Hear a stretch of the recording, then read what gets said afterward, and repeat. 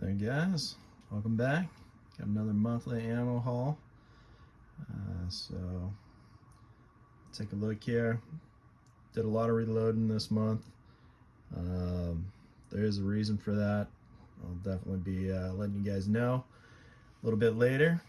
But get started. 30-06. Got the reloading dice, so we can start reloading a little bit more 30-06.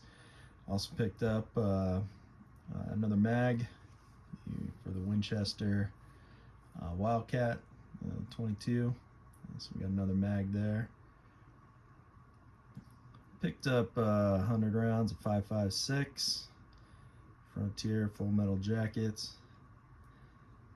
Box of the Monarch 223. 45 auto. It's 50 rounds. They are reloads, so don't let the box fool you. But they are reloads. Also reloaded about 371 rounds of 9mm.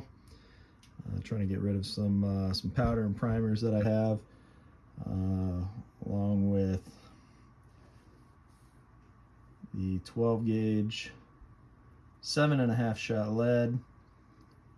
We've reloaded 7 boxes of those, 175 rounds. And we also picked up a little 410 9 shot, 25 rounds.